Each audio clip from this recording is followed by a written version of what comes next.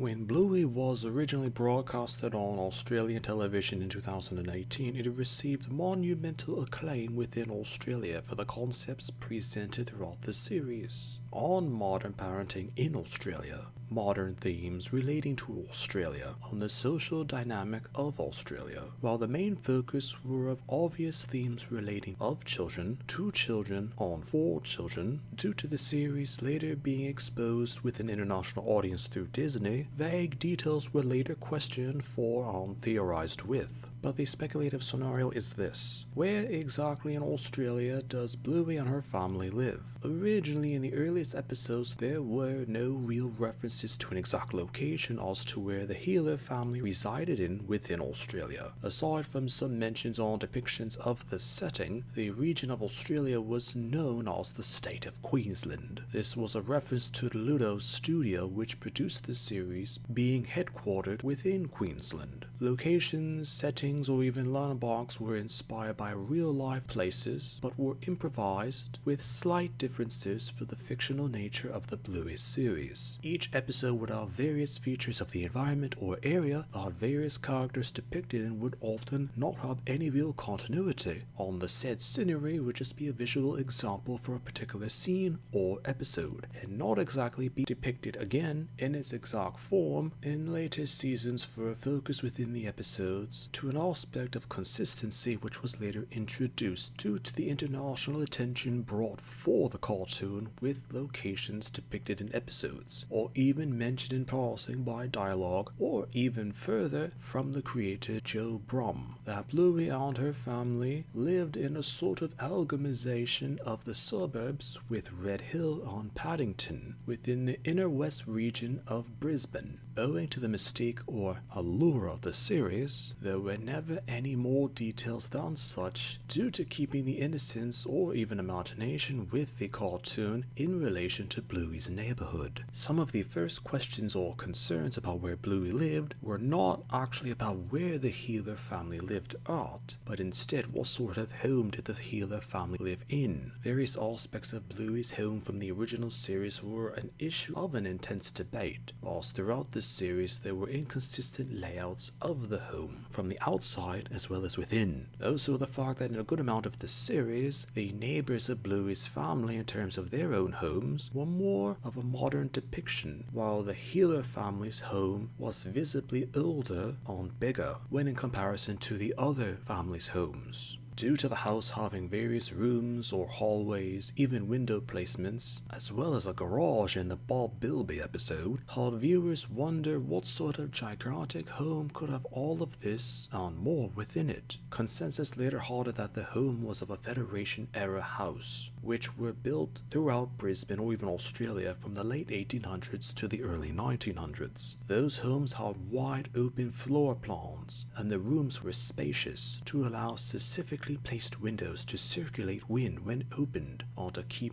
air contained when closed. Such an explanation would satisfy most and give a good amount of creative freedom when the writers develop episodes for the original series of the time. While the intentions of Bluey's location with her home or neighborhood were innocent, the social situation in Australia at the time of the series broadcasting had many to wonder if it was realistic to have such a portrayal. In the Sign episode, discussions inevitably were about the location with the home on details relating to the house, with such a residence in such a location being sold. Speculations later had it that since the series' conclusion shortly after the COVID-19 pandemic in Australia from the early 2020s, on a theoretical assumption that the area where Bluey and everyone lived was in Paddington, from the location of the home and the assumption it was a Federation-era residence, all of these factors combined with a possible evaluation of the home being that at the lower tier of the mid-2020s to be 1.1 million Australian dollars, and a higher tier being in the roughly 3 million Australian dollars range.